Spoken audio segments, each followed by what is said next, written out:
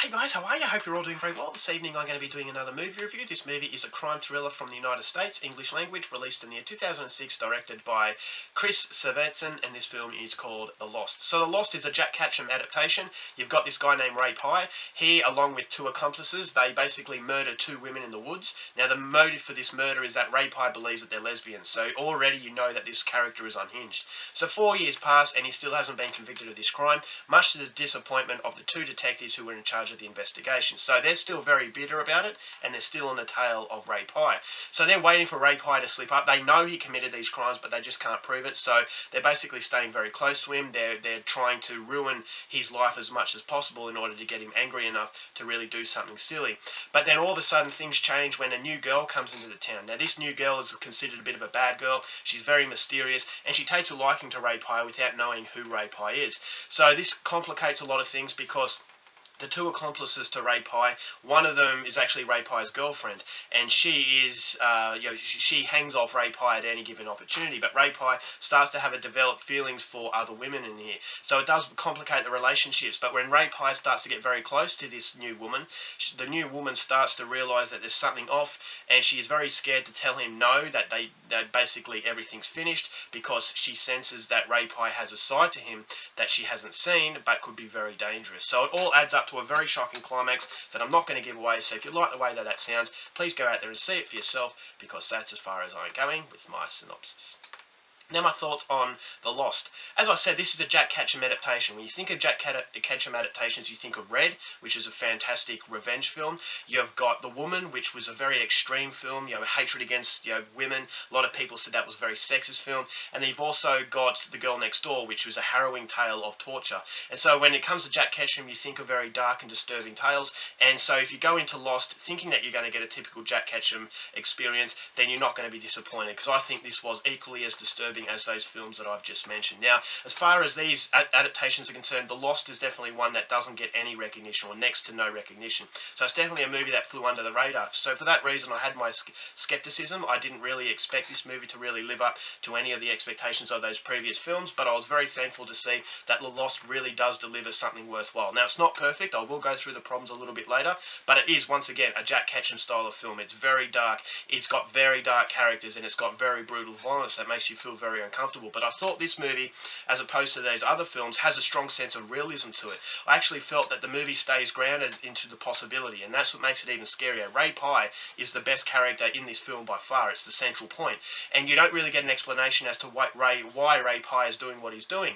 A lot of viewers out there like to get a history lesson on a particular character, and that to me is basically, it feels like you're watching a movie because the movie is dictating everything to you. But in real life, when you hear someone do something horrible, you don't know why they've done it, and sometimes you'll never know why they've done it. So Ray Pye is definitely one of those characters where you don't get any insight into him, and that's what makes him very mysterious, and that's why you can understand why he would have a charm to him, and that why women who like bad boys, why they would come to Ray Pye, and why they want to be in Ray Pye's company. And Ray Pye, the character, has a strange sort of he has a strange spell across the viewer, and the viewer becomes absorbed in his tale, and the viewer wants to know more about him as well. So it's that charm that a lot of serial killers actually have, and I think that Ray Pye's character in this film really nails what it is that a lot of people are attracted to as far as serial killers. We've all got a morbid curiosity, and I think Ray Pye in this film really wakes up that morbid curiosity. So the cinematography was very good. It actually felt like a B-grade sort of made-for-television film,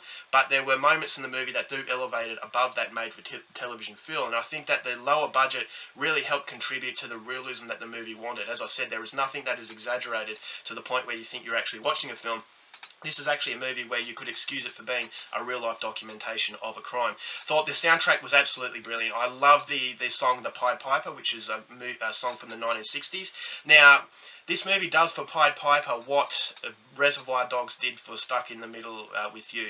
Basically, that torture scene in Reservoir Dogs, the Pied Piper in this movie, after you watch this movie, you will never listen to the Pied Piper the same way again. So it's one of those movies that really does utilise a very good song in the best possible way to make it very disturbing. And because it's such a popular song and such a good song, when you can attribute it with something so harrowing, then it just gives you a certain creepiness. And I think that as soon as I actually watched this film, I listened to the Pied Piper and I couldn't get Ray Pye's character out of my mind. So I think that was very smart. There were moments where the soundtrack didn't fit so well, but majority of it, I really thought it was very memorable. So the acting from Mark Center, who plays Ray Pye, was fantastic. This is a guy who was very charming, he was handsome, but at the same time he had that way about him where you think that he'd flip off over nothing. So there was always danger around this character, and you felt that his friends, the two accomplices at the start, you thought that they were always in danger. So when something is happening that's not particularly interesting, there's a suspense there because you know that Ray Pye could just fly off the deep end at the littlest thing. So although something might not be happening, you always got the anticipation that something could happen.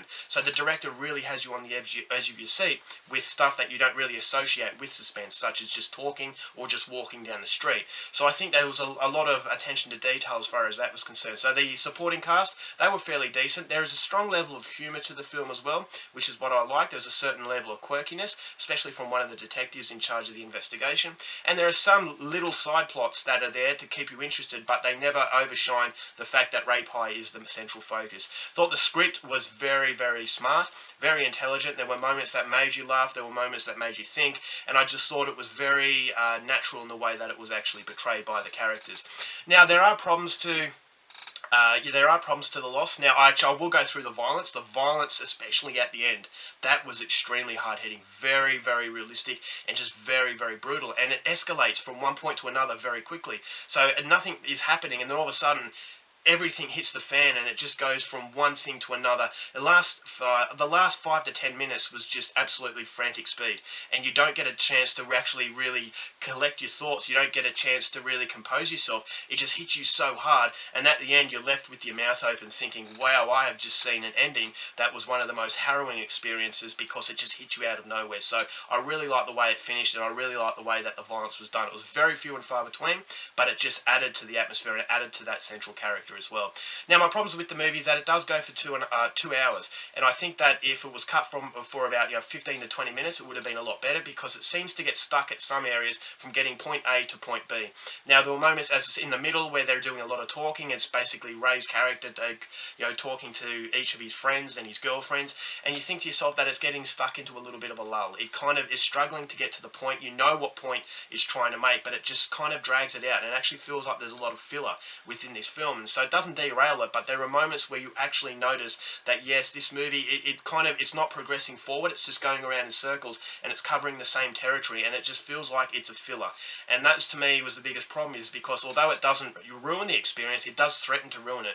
And so there is a noticeable lull towards the middle of the film, but thankfully the ending more than makes up for that. So as far as Jack Ketchum horror adaptations are concerned, this one is one of the lesser known ones, so if you get a chance to see it and you like his other adaptations, then I would highly recommend you check out The Lost. So overall for this film, I'm going to give it 3.5 stars. Go out there and see it.